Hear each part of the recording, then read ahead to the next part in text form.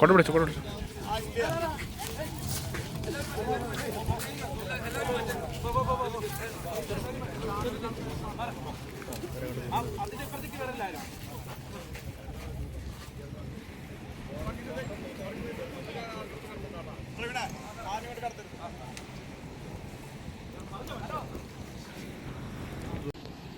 Zoom ചെയ്താണ്.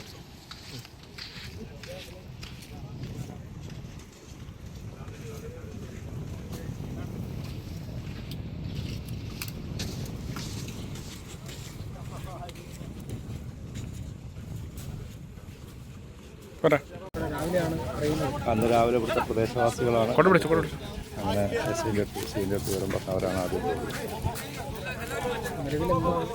Body നമ്മൾ ആദ്യം ഐഡൻറ്റിഫൈ ചെയ്തിരുന്നില്ല ആരാണെന്നുള്ളത് മനസ്സിലായിരുന്നു, ഏത് ഭാഗത്തുള്ള ആളാണെന്നുള്ളത് പ്രദേശവാസികൾക്കും. കാരണം ബോഡിയുടെ ഫേസ് മണലിൽ താഴ്ന്നു കിടക്കും.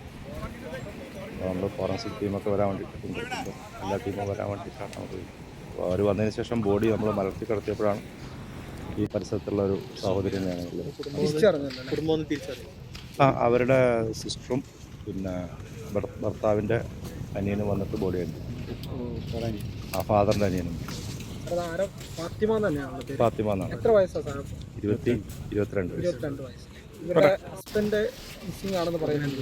അങ്ങനെ മിസ്സിംഗ് ആണെന്ന് പറയുന്നുണ്ട്. നമ്മളതിനെക്കുറിച്ച് അന്വേഷിച്ച് കൂടി മരണത്തിൽ നമ്മൾ പ്രത്യക്ഷത്തിൽ കാണുമ്പോൾ അതൊരു ഏത് രീതിയിലുള്ള മരണമെന്നുള്ളത് ഇപ്പോൾ നമുക്ക് ഇൻക്വസ്റ്റ് കഴിഞ്ഞ് പോസ്റ്റ്മോർട്ടം കഴിഞ്ഞിട്ട് പറയാൻ പറ്റും. പക്ഷേ അസ്വാഭാവിക മരണമാണ്, സാധാരണ മരണമല്ല. പ്രത്യക്ഷത്തിന് സാധാരണ മരണം. ഇനി നമ്മൾ സയൻറ്റിഫിക് ആയിട്ടുള്ള കാര്യങ്ങൾ നമ്മുടെ ടീം പുറത്ത് ബാക്കി കാര്യങ്ങൾ മൂവ് ചെയ്തുകൊണ്ടിരിക്കുന്നുണ്ട്.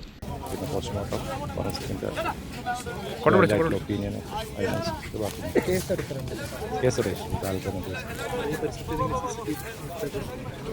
എല്ലാ കാര്യങ്ങളും സയൻറ്റിഫിക് ആയിട്ടുള്ള ശാസ്ത്രീയമായിട്ടുള്ള എല്ലാ സംഗതികളും ഓൾറെഡി നമ്മൾ FIR ഇട്ട് കഴിഞ്ഞ ഉടനെ തന്നെ ആ കാര്യങ്ങൾ സ്റ്റാർട്ട് ചെയ്യും. ഇൻവെസ്റ്റിഗേഷൻ സ്റ്റാർട്ട് ചെയ്തിട്ട് വേറൊരു പാരലായിട്ടൊരു ടീം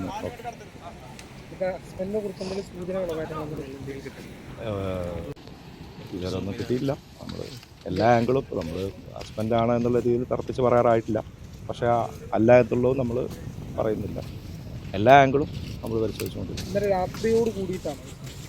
ഇന്നലെ രാത്രി 10 മണിക്ക് ഈ സഹോദരിനെ അവിടെ കണ്ടു എന്നുള്ള ചില സാക്ഷികൾ പറയുന്നുണ്ട്. അവർ അല്ല അവരെ കൂടെ ഒരാളുണ്ടായിരുന്നു. ആ ആൾ ഭർത്താവാണോ എന്നുള്ളത് ഞങ്ങൾ അത് പരിശോധിച്ചുകൊണ്ടിരിക്കും, അത് കൺഫേം ചെയ്തുകൊണ്ട് ആവാൻ സാധ്യതയുണ്ട്.